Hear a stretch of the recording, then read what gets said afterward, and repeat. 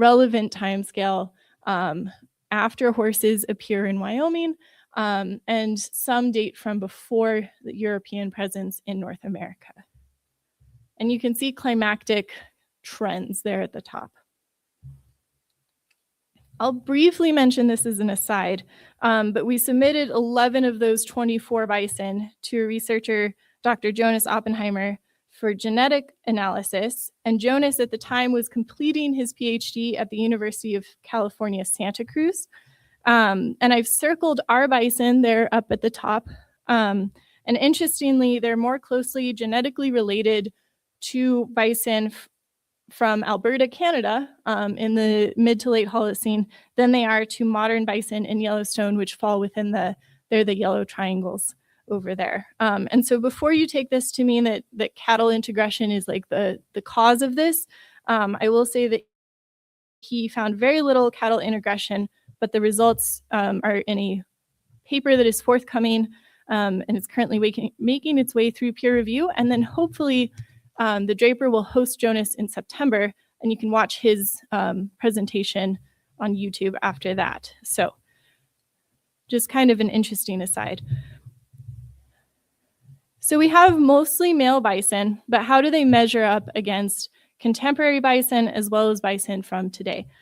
So for morphology, I'm going to focus on the horn cores. And the reason is that our statistics found that they were for measurements were driving variation in bison. And so I'll also note that this cow is a good reason why we have decent sample sizes, because if we were to look at her and take her as representative of all bison, we would come up with funky conclusions.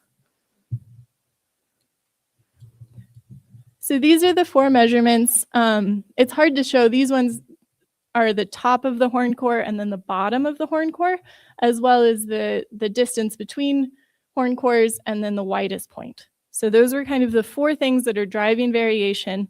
And we found this as well as other studies have found this. So horn cores play an important role for bison in kind of 2 main areas. First is that they're important for thermoregulation. So a lot of people don't realize that horn core is hollow, and bison can pump blood into them to release body heat, or they can shunt blood away from their horn cores to kind of conserve body heat. And aside from that party trick, horn cores can also give us insight into their behavior. So you've probably all heard about Bison latifrons, which is the one with the 6-foot wide horn cores. These giant bison make our modern bison look petite. And the difference between them, aside from a lot of things, but one of the differences is their horn cores. And you can think about it as if you're wearing one of those huge Kentucky Derby hats to like a very crowded concert. The Derby hat is not your chosen, like you should not wear that to a crowded concert, right? You can't move around. It's very hard to move around. People are going to be bumping into you, and it's just inconvenient. Modern bison would be wearing a baseball cap, right? Nobody's going to bump into your baseball cap. So they have shorter, flatter horn cores that allow them to move around in social herds, whereas Bison latifrons was more solitary, and it had those huge horn cores that could show things without, it's not in and among 50, 100 bison. The ornate headgear is also a liability when you're smashing your heads together. Our modern male bison, right, they participate in the rut, they bang each other's heads together and they push each other around. And if you have fancy horn cores, they become a liability with that style of breeding right competition. So when we compare our horn cores from the bison of the Bighorn Basin to the North American data set, we find that our bison have larger horn cores than bison elsewhere. Now remember that our bison are almost entirely male. So does this difference just reflect mostly a male sample size versus a representative sample size? That's possible, but we know that Widga collected his data set from natural history museums, and we have a terrible tendency to also have a male bias in our collections. And so this would reduce the likelihood of any difference resulting from sexual dimorphism. But other variables that could contribute to this could be climate, diet, herd structure, or sizes, as well as hunting selection by indigenous groups, and so much more. So definitely requires more research, but it's interesting that our bison appear to be larger or have larger horn cores than bison elsewhere. And when we look at how curved those horns are between different sample size, on the left here, you can see, is that your left? Yeah. On the left, you can see our sample, the North American sample, and then I gathered a sample of modern bison from the Bighorn Basin. There's the Hot Springs State Park herd, as well as the Antlers Ranch, which if you have 80 million is for sale. Oh, it's sold, never mind, off the market. But so that's the modern sample sizes from those kind of two populations. And then we have our historic sample over here on the left. And you'll notice that our modern bison, the values are higher, which means they're more curved. And so they're kind of ridiculously curved to these historic samples. And it could be that those modern bison were kept for specific reasons. So usually they were particularly long-lived or they had reached a notable size. My favorite was Flowers from the Hot Springs State Park, who was an 18-year-old bull bison that was not, I would not say anything about him was flowery, but he was very large. And then our other samples, there is a statistical difference between these two, but they are pretty close in terms of curvature, especially when you throw in that modern sample size. So what could be driving this? One, maybe that bias of only keeping long-lived individuals. So I am collecting a very biased sample size. The other could be that there's a change in bison social lives. So these modern ranch bulls don't need to compete for access to females. Often they either don't get access to females or the ranch only keeps like one bison at a time, one bull bison at a time. And then this could result in more curved and ornate horns because they don't need to compete. And so then they just get fancy. And lastly, we looked at diet. So the next slides are going to look complicated, but please don't all leave. So we looked at stable carbon and nitrogen isotope analysis to get at diet. And whenever you hear isotope analysis, as I'm sure you will from now on, it's like one of those things when you hear it, it's everywhere. I want you to think of ratios. So when we're talking about isotope analysis, we're looking at a ratio of two forms of the same element. And for diet and for carbon isotope analysis, we're specifically looking at the ratio of carbon-13 to carbon-12. And this is telling us what kind of plants the bison are grazing on. So there's two types of plants based on their photosynthesis pathway, which is basically just they process light two different ways, and we have named them C3 or C4 based off of that. And so each plant has different values associated with it that someone far smarter than me figured out. And so we can use those to figure out kind of what our bison are eating. C3 plants tend to occupy colder climates, while C4 plants are heat-loving and do really well during periods of drought. So if you can picture a map of the United States, down in like Arizona, they would have more C4 plants, and as you move north towards the Dakotas, you're going to get more C3 plants. Bison are generalists, and so we're going to expect them to consume a mixture of what's available to them on the landscape. I'll also note that bison in Yellowstone have diets entirely of C3 plants. Any bets on what our bison have? C3? Congratulations. So our bison have a diet of 92.1% C3 plants, while their contemporaries on the Northern Plains consumed slightly less, although not significantly less, C3 plants at 90.6. And these are very similar between the historic populations and the modern populations in both places. And if we look at all of the populations side by side, we'll note that the only statistically significant difference between the amount of C3 or C4 plants that these populations are consuming is in comparison with the Scoggin site, which is further south in Wyoming, and it's slightly older than our population. So if we wanted to, we could further research that, but that could just be where they are in the state. And our next isotope, nitrogen, is a bit harder to parse out. So nitrogen isotope analysis can be used for a variety of different things. It can be used to identify a trophic level. So that's distinguishing your carnivores from your herbivores. We know that bison are herbivores, so we don't need that.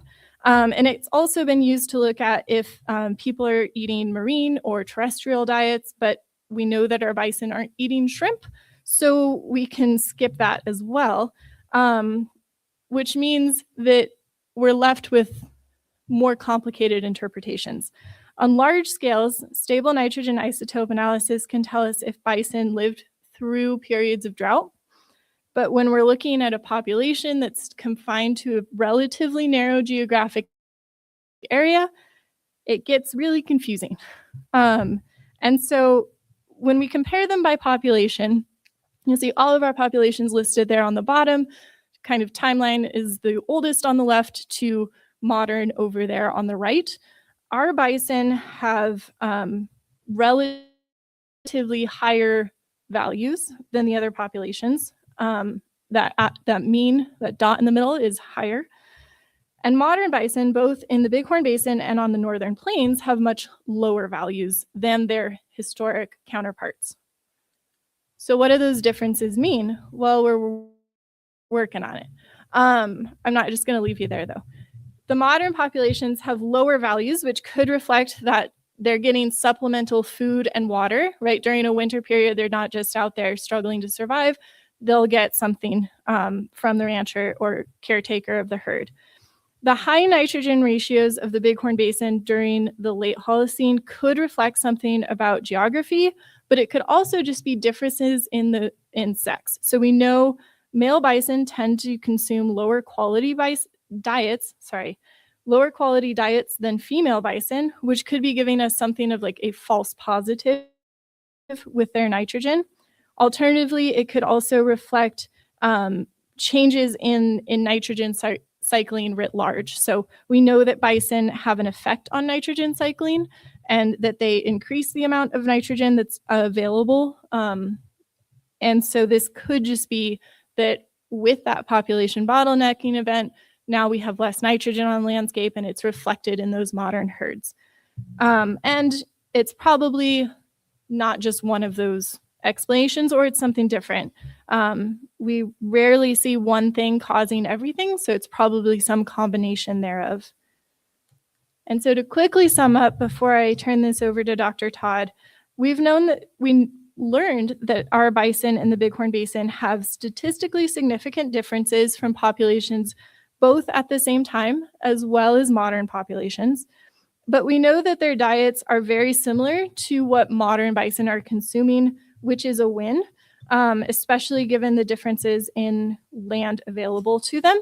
We have more research to investigate and questions that have turned up, but we have a better understanding of bison ecology prior to that population bottlenecking event in an area that is particularly relevant because we're right next door to where that lower continuously occupied herd is located. We're also learning that our assumptions of what historic populations are doing are pretty good, but could use a little bit of refinement. So you're up.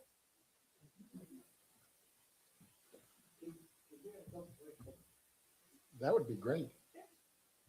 Did the larger horn buffalo coexist with the smaller horn ones? Were they at the same time period? Latifrons predates them by a long time. I just use that as an example to show like bison in their lineage, historic lineage, have had fancy horn cores, and those have gone away for a variety of differences or different reasons. But we're starting to see modern bison, especially these bulls that are just kept like one bull with the females. They're starting to get some of that fancier headgear back.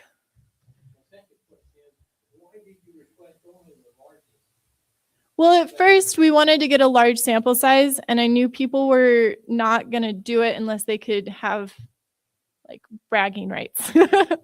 So we did it at first to get people through the door, but we only used that for like 2 weeks, and then it kind of spread by word of mouth. And I've been measuring bison heads ever since.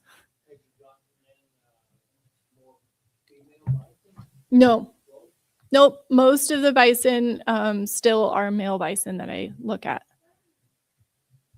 Why do males have such a different dietary? This is really interesting. So the males, right, the large herds are typically dominated by females, and the older cow will kind of like lead the herd. And so the male bison, especially during, and Larry, correct me if any of this is wrong from my recollections, but male bison, especially during times not during the rut, will kind of wander off on their own. And they will tend to eat a diet that it's poorer in quality. So they're not getting as much of it, meaning that they're going to have to move further, and they're going to have to eat more to get what the cow bison who are grazing on kind of like the best of the best stuff will get. So that could be one difference between the two nitrogen isotopes. So the, bison are kind of like people. Women eat salad, men eat hot dogs. Yes. I'm going to use that in future presentations.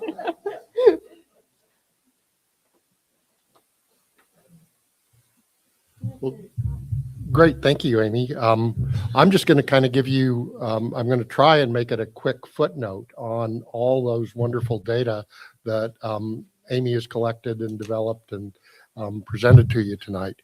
And I want to talk a little bit about why I care about bison dearly, because I'm an archaeologist and an archaeologist in Wyoming. So my interest in bison stems from my love of sites where we find bison bones, and in particular, bison bone beds, the kill sites, the big, massive accumulations of it. And so a lot of the data, and that's why I really fell into archaeology, and we'll get to that in a minute. But one of the things you've heard tonight from Amy that's very different from when I started doing archaeology. When I started doing archaeology, one of the things I liked about it is you didn't have to do that damn chemistry and any of that other stuff. And as you've seen tonight, a lot of the cutting edge work, when I talk to my undergraduates today, I say, take your chemistry classes in addition to your geology classes and your biology classes and your ecology classes and your other classes. I tell them to take many, many classes. So real different sort of thing. But I should warn you, I'm at the age where I wander a lot. I wander off on tangents. So that's what my talk's going to be. I've focused on bison bone beds throughout the plains. And I also got to spend a month in a monastery in Ukraine dealing with some Paleolithic bison kill sites there. It's in an area that's probably, that collection's probably been destroyed by the war now. Part of it was in Kiev, part of it was in Donbass. But so I've done bison sites all over. That's my love. I started working on bison sites in Wyoming in 1975. This is 1976, where we're working on the Casper site, which had been published before, and then the rest of it had to be taken out. This is a site in Colorado that worked on lots of bison bone beds. And one of the things that I found out when I started working with these bone beds is that if you really wanted to understand an archaeological site, you had to deal with understanding that taphonomy thing that Amy was talking about.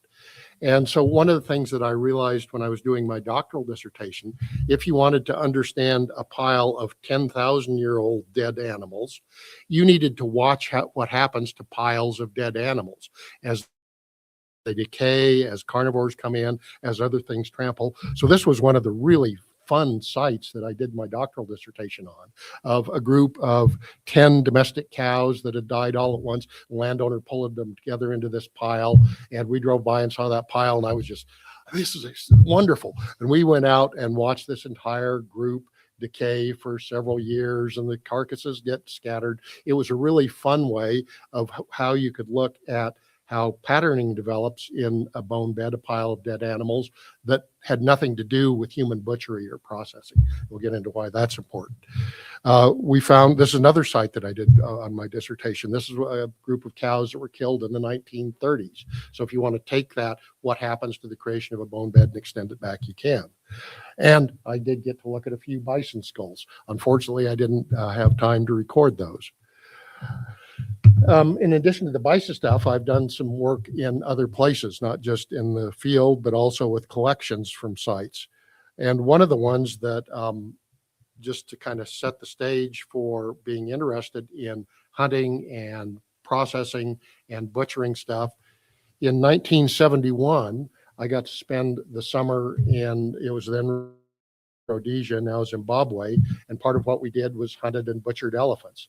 And as an undergraduate student at the University of Wyoming, that was probably what really got me into archaeology at UW, because one day George Frizen came up to me and said, I hear you've hunted elephants. And we went ahead and worked on the Colby site after that. So I was, and this is a distinction, I was the only graduating senior in Meeteetse High School in 1972 that had butchered bison, or elephants, sorry. And I've continued working. I've worked in Africa almost as long as I've worked in North America, and cave sites and open sites.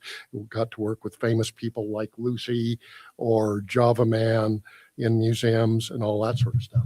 But again, what I really care about is these piles of bones. And what's the point of looking at these bones? The way we study these sites have changed in plains archaeology considerably. And when bison kill sites were first discovered in the 1920s and the 30s and 40s and 50s and 60s, they were largely seen as quarries for getting artifacts. The bones weren't really dealt with very much. So a lot of sites were excavated in ways today we would not really call them excavation. The bones weren't kept from a lot of sites. They weren't mapped in place. They weren't recorded. It wasn't until the late 1960s that Joe Van Wheat published this book on the Olson Chubbuck site in Colorado, and he proposed that we needed to think of the bone beds associated with the sites as being an artifact, that they're as much as artifact as all those points. That if you really wanted to understand the human behaviors, you had to study the bone bed as well as look at all the arrowheads and dart points. And George Frizen, when he published the Casper site, used a lot of those bone beds as artifact type perspectives, looked at the distribution of carcasses and which ones were, what bones were articulated and which ones were scattered and where they were and which ones were broken, and using that to try and understand what people had done. He published that in 74. In 1976, I took a class from him on analysis of animal bones from archaeological sites, where for the entire semester, there was only one lecture for the site. And then he told us to go out and analyze bones in the collection. But his one lecture, he said, you need to go over and read this book in the geology department by Mike Voorhees on the taphonomy and population dynamics of early Pleistocene vertebrates.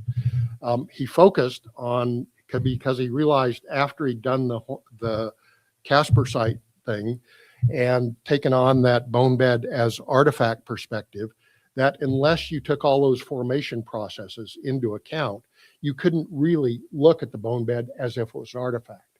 The number of disarticulated skeletons doesn't mean that that's the number that people butchered. There's other things that take a skeleton apart. So he suggested that if we really wanted to understand our bison bone beds, we needed to take this taphonomy thing in a way. And taphonomy, it literally means the study of death and burial. The one TAF word you may have heard was epitaph, the words that are on a gravestone. Same Greek root for taphonomy.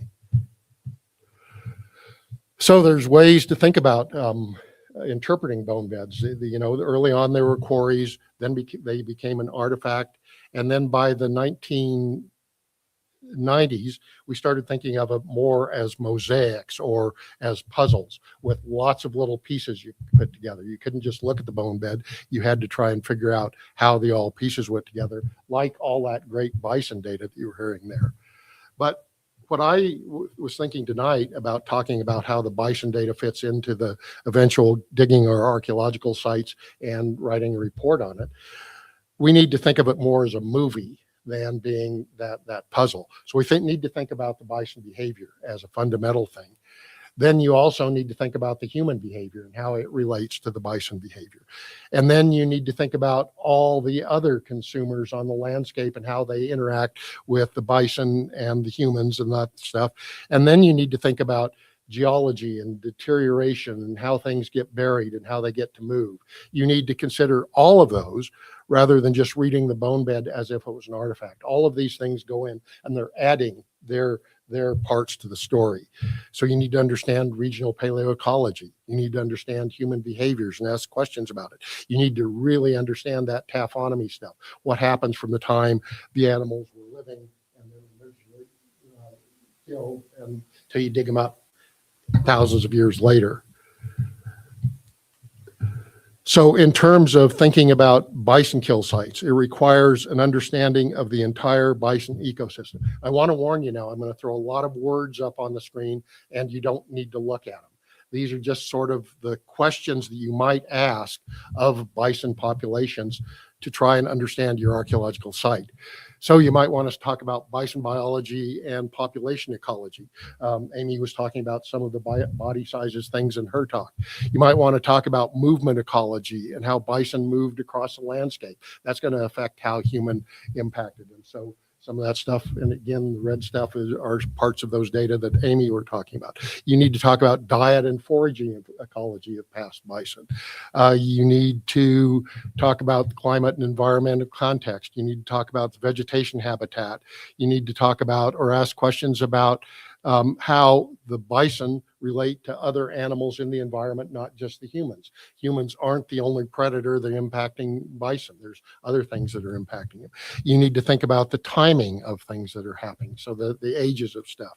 You need to worry about the human-bison interactions. One of the fun things about the horn core question, and if you look at the size of bisons and the shape of horn cores, once humans showed up in this continent and started hunting bison, their body size dropped dramatically. They were about 25% larger when they were those big horn core things. Once people showed up here with 8% larger than we are now, and their horn core shifted from those big ones to these little ones that I think may well be a result of that intensive human predation on them. That if you've got lots of humans killing lots of bison, one way to escape from predators is live in larger groups. And so it's highly likely that bison we see today and we consider to be the hallmark of wild North America are genetically and morphologically and behaviorally the way they are today because of that long interaction with human predators. They're not domestic animals by any ways, but their physiology and their behaviors and everything has resulted from a lot of interaction. These bison bone beds, they're not just like going out and killing one or two bison. Some of them are several hundred animals at a time that are being taken. That really changes the genetics and the behavior. So, and interactive modeling, blah, blah, blah, blah, blah. My bison love is I spend a lot of time in bison mouths. I do the teeth and look at those because if you look at the tooth wear and eruption, you can determine the age of death of the animals. What you want to know the season of a site, age of death of the animals in a kill site's a great way to do that. So I spend a lot of time doing bison mandibles, doing a little bit of the upper teeth. I'm not going to jaw about that anymore. Moving on to the human aspect of it. Since we're archaeologists, and this is one of the strange things about the way I do archaeology today, archaeology in the United States is part of anthropology, the study of humans.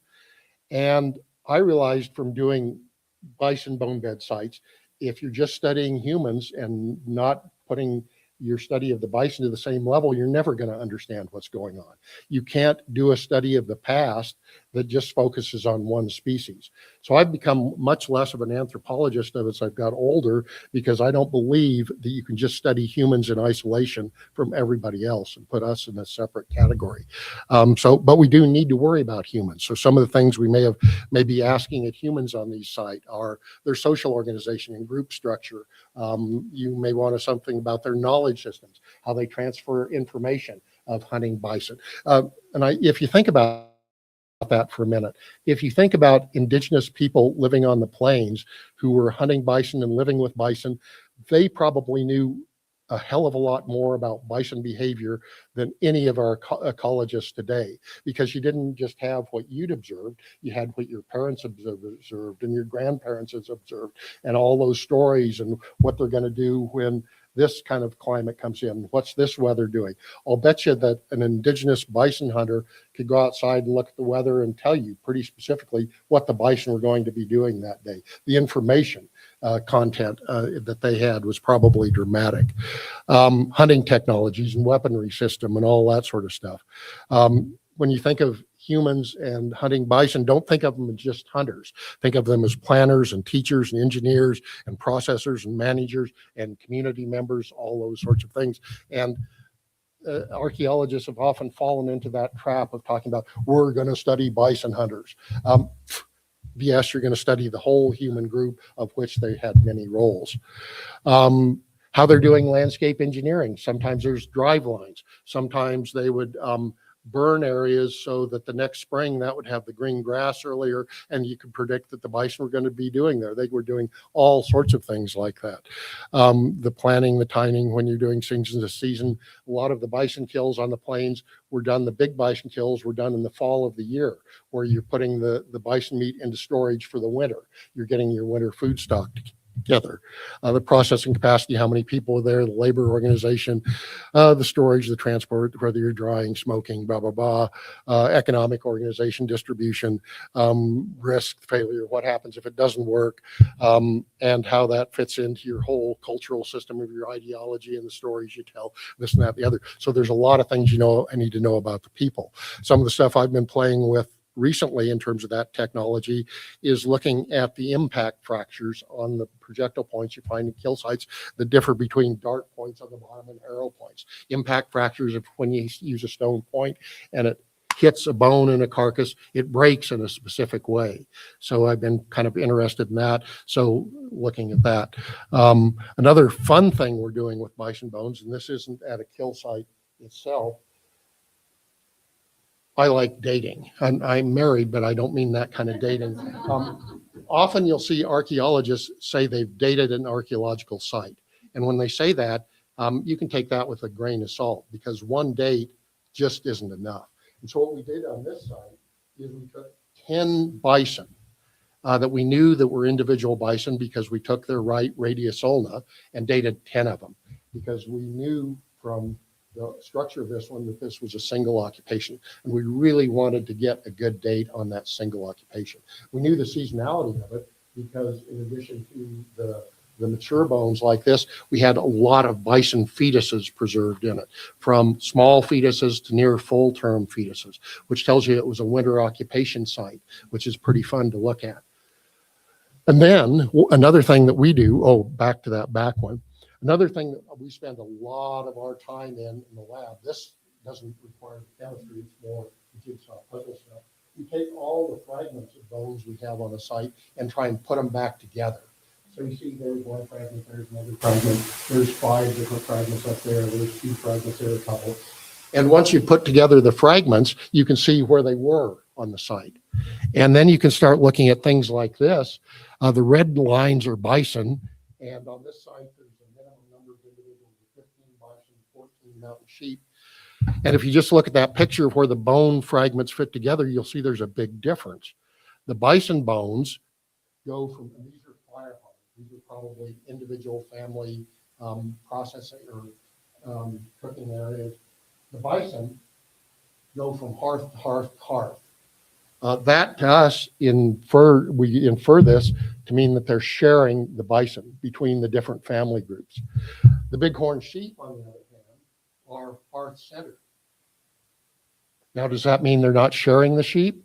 I don't think so. What's happened here is the sheep were killed in one big communal kill in about October of the year. We can tell that by looking at the tooth eruption and wear.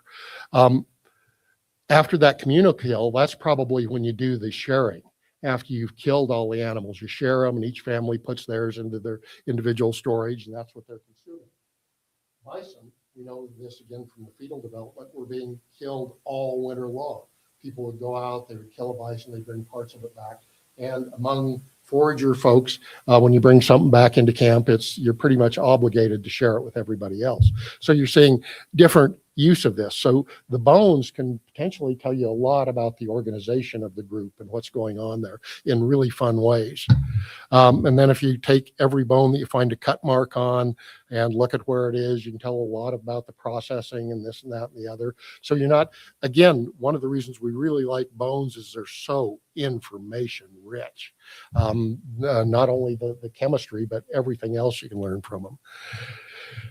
And then after all that stuff that happens at the life of the bison, the death of the bison, the human consumption of the bison, you've got all these taphonomic processes and things that go on then.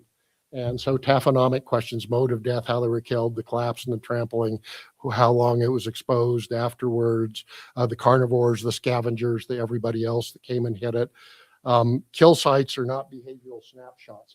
They're palimpsest, they're mosaics, they're this long-term change of things. How bones get moved, other animals walking by kick bones, carnivores move bones, the mixing, time averaging, water flowing across a site can move parts of them and change them around. Blowing wind can move small bones around. Some bones float in water, some don't. How once they've died and rotted and stuff, how they get buried, how quickly they get buried. If they get buried very quickly, the bone is well preserved. If they get buried very slowly, the bone is poorly preserved. If they get partially buried and then partially exposed, I'll show you what happens to that in a minute. The chemical and alterations of them through time happen. This is a site that was initially excavated in the 1970s. This is the Hudson Mang site in northwest Nebraska. And one of the things the excavators there noticed were, in terms of the crania, the skull fragments, they were very rare. And these are some of the ones they were finding. And so, and they found ones like this too, and said they've been destroyed by people, that the people are bashing these crania. And so one of the things we did, went back and did work on the site. And one of the things that we did, in addition to, we don't just record the location of each bone. If this were a bone and it was laying in the sediment like that, every 5 centimeters along the upper surface of a bone, we do a 2 centimeter circle and record how weathered it was. And on most bones, you found that down on these parts, the lower parts, the weathering was very low. They weren't weathered much. As you came up here, they got more and more and more weathered. So probably what that is, that's telling you about the rate of deposition. The parts of the bone that are down lower get buried more quickly. The parts that are up further are exposed longer. And if you think about, and this, so if you think about what a complete skull looks like versus what we find in the site, we're just typically finding just about the lower 10 centimeters of the cranium.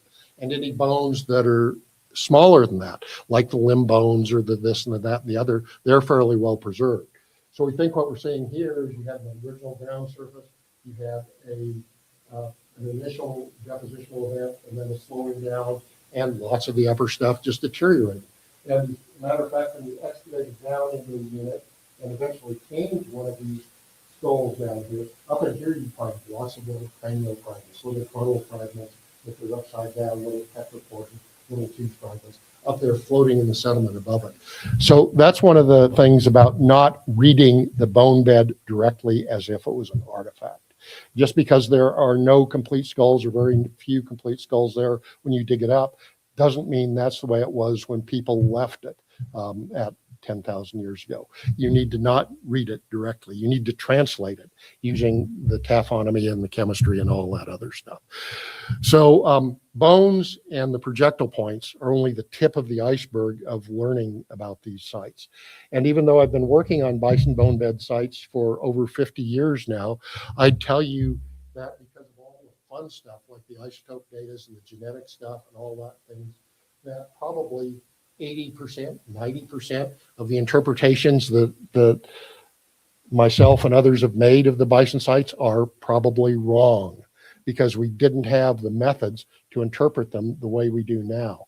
So one of the reasons the collections like at the University of Wyoming are so important, they have huge collections full of all these bison bones taking up lots of space, is because almost every one of those sites, even the ones that we've spent years recording, need to be re-recorded as we learn new things.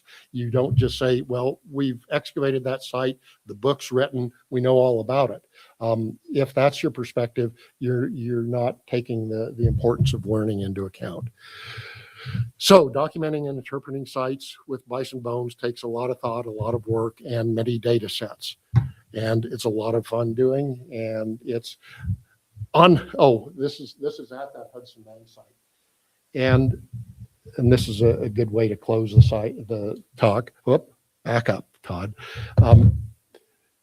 When we excavate, the excavation is slow, but then the documentation, recording every one of those bones, that's where it gets really slow. When you're not just saying this is a bone and it has a number, we record the type of bone, the side of it, which side's up. We record those weathering things. We record this and that and the other.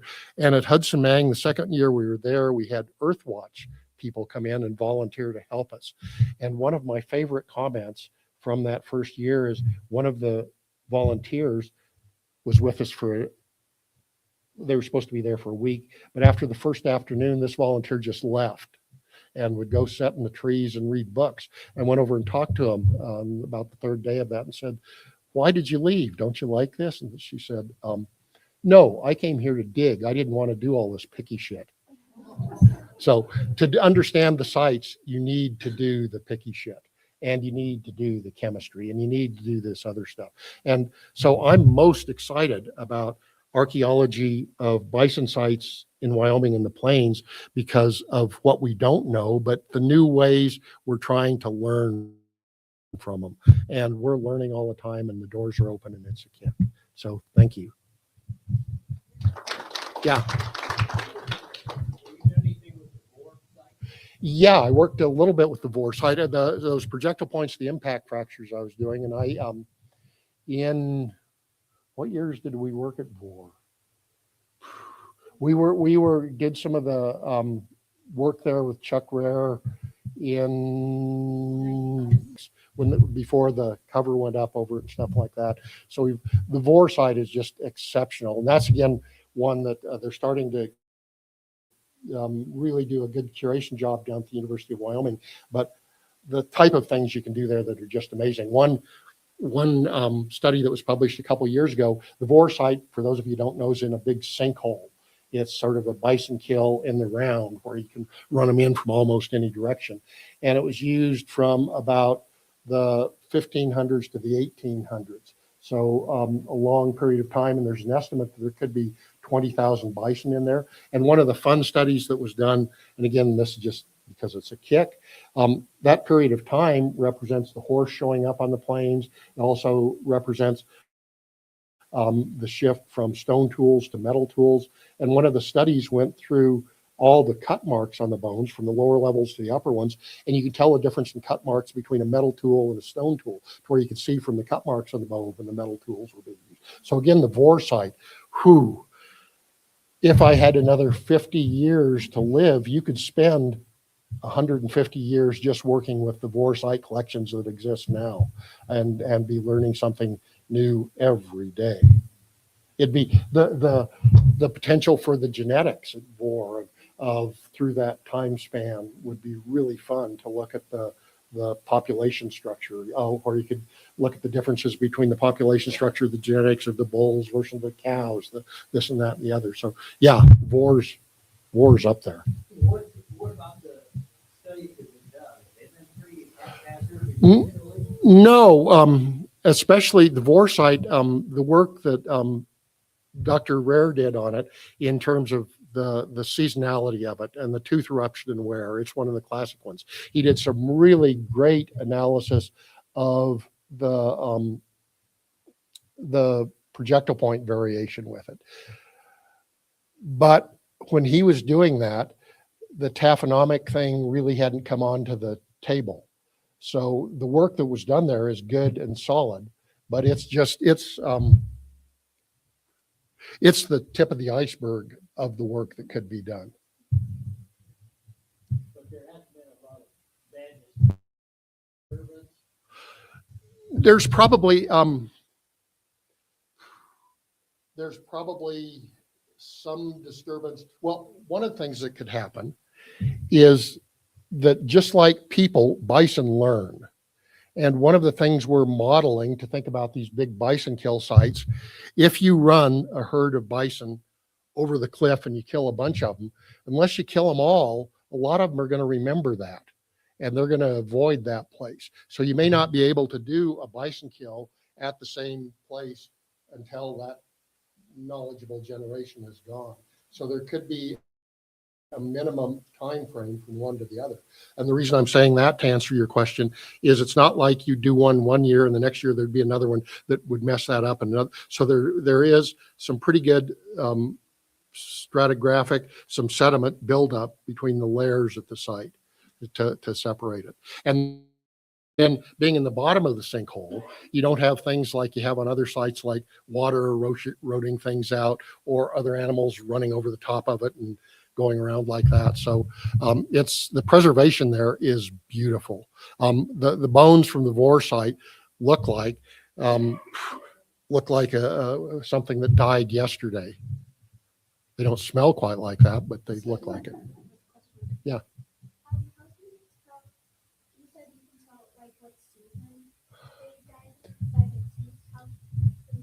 Well, bison, unlike people, have a fairly restricted birth season. Most wild bison have all their calves between late April and early May.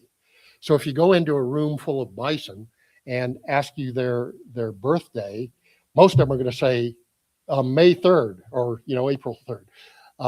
So that means all the bison that are born during that little period of time, all the little baby bison have their teeth forming and erupting at the same time. They lose their teeth at the same time. So if you look at a population of bison that has been killed, you can look starting off with the jaws of the calves and then the yearlings, because you don't have the whole population. You've got calves, you've got yearlings, you've got 2-year-olds, you've got 3-year-olds. You have these different little age groups in it. And so you can look at the tooth eruption and wear and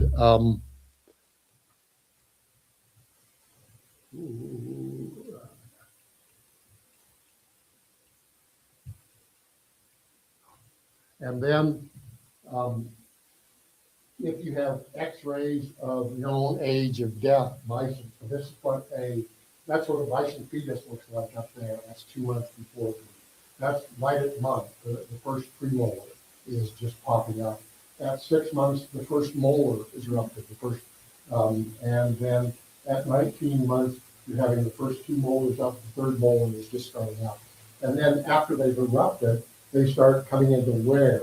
The enamel on the surface wears away and exposes just the dentine inside. So you can look at those groups. And then by comparing them to modern known age stuff, you can tell how old if it's a fall kill, the calves would be 6-7 months old when they died.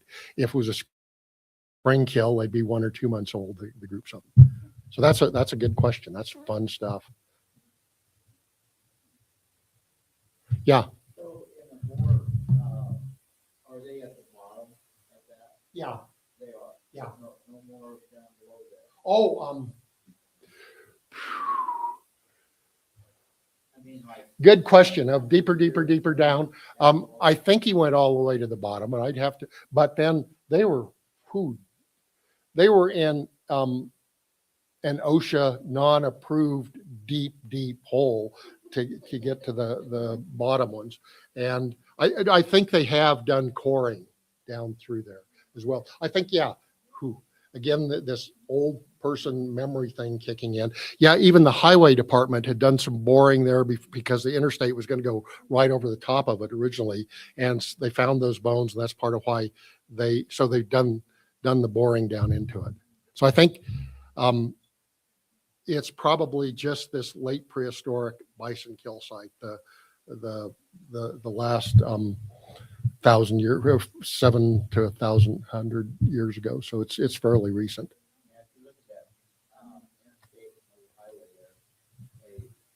Yeah, they just avoided it. Yeah. No, haven't. Yep. Don't know. Other questions for either of our guests? Those sort of data are the future of archaeology. I'm really excited about that. So thank you all.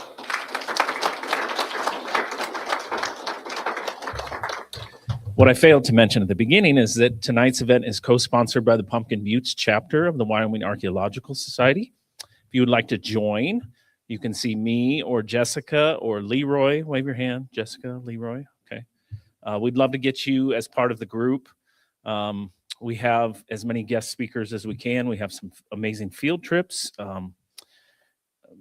opportunities to go out and digs in the summer. Lots going on this year that we've heard so far. So see us about that next month, May 6th at 6 p.m. at the library. Assistant State Archaeologist Marcia Peterson is going to speak for us. She's going to present Howard B. Carpenter Goes Off Course, the 1906-1907 survey of the Idaho-Montana border along the Continental Divide to Wyoming. I don't know much about this, so I'm excited to hear more. Yes.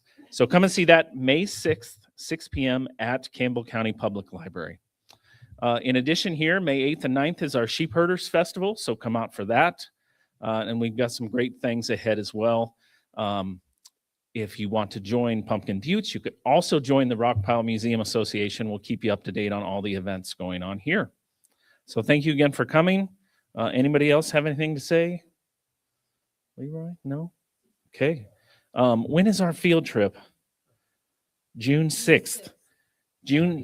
Saturday, June 6th, we're going to take a trip down to the Casper area to Castle Gardens. Is that correct? Just east of Shoshone. So join us for that. If you want more details, come and find us. So lots of great things happening.